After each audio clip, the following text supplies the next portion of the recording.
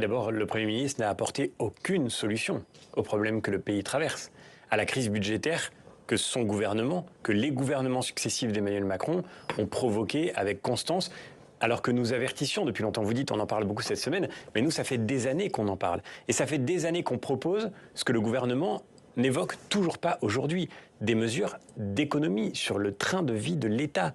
Il faut faire une réforme de l'assurance chômage, bien sûr, parce qu'il faut reconduire les Français vers le travail. Mais le problème, c'est pas ça aujourd'hui. Le problème... 80 milliards de frais pour l'État, pour le fonctionnement de l'État, c'est ce que vous dénoncez 80 milliards de surcoût, dit l'OCDE, dans l'administration. Le problème, c'est qu'aujourd'hui, vous avez un État qui prélève, je le disais à l'instant, un maximum de ressources, qui crée un maximum de dettes et qui ne fait plus les services essentiels pour lesquels les Français l'attendent.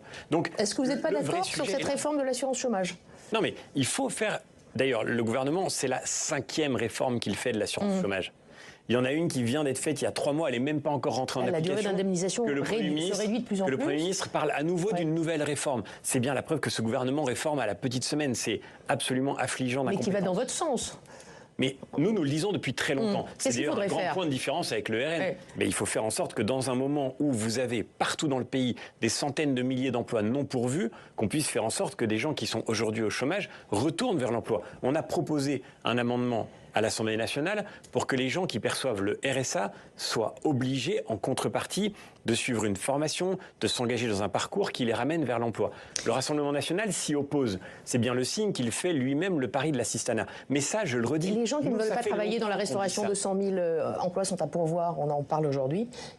Que dites-vous? Que faut-il faire? Mais on dit que justement, le système ne marche pas. Ça fait 7 ans qu'Emmanuel Macron prétend qu'il va ramener la France au travail. Ça fait 7 ans qu'en réalité, il ne touche rien à la réalité de la crise que ce pays traverse. Mais je le redis, là, en l'occurrence, c'est un débat de diversion. Parce que c'est pas sur l'assurance chômage qu'on trouve aujourd'hui les déficits dont on parle. Les déficits qu'on évoque et qui font le dérapage de la dette aujourd'hui, c'est évidemment au train de vie de l'État qu'ils sont liés. Il faut que l'État commence à faire des économies. Vous savez, il y a 7 ans, c'est il n'y a pas si longtemps que ça, en 2017, il y a 20% des Français qui ont voté courageusement pour dire qu'ils croyaient que la dette était un problème et qu'il fallait sortir l'État de la faillite dans laquelle il était en train de s'engager. Eh bien, ces Français-là, ils n'ont pas été écoutés. Enfin, l'État, c'est aussi les hôpitaux, c'est aussi les écoles, c'est aussi les lycées. Mais parlons de l'hôpital, très intéressant. Regardez l'hôpital. On a aujourd'hui, tout est dans l'exemple que vous citiez à l'instant. On a aujourd'hui l'hôpital le plus suradministré d'Europe. Vous savez ce que c'est que les dépenses de l'hôpital aujourd'hui? C'est 34% de dépenses administratives. Au Danemark, c'est 20%.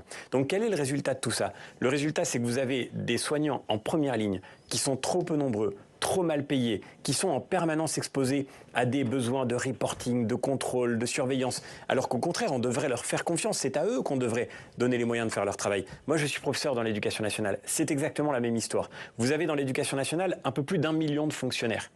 Vous en avez 250 000 qui n'est jamais devant un élève. Et en fait, c'est ça qui fait aujourd'hui, d'une part, le dérapage budgétaire que traverse notre pays, qui est très grave, je le redis, parce que encore une fois, tous les États européens sont en train de se désendetter et ils font mieux leur travail que nous dans les services publics essentiels. Et en même temps que ce dérapage budgétaire, on a un État qui absorbe l'énergie de ceux qui sont sur le terrain en ayant dans les fonctions support, dans les administrations centrales, beaucoup trop de fonctionnaires, beaucoup trop de moyens, beaucoup trop d'énergie absorbée pour contrôler, pour surveiller, au lieu de mettre les moyens là où il le faut sur le terrain, là où l'action se déroule réellement.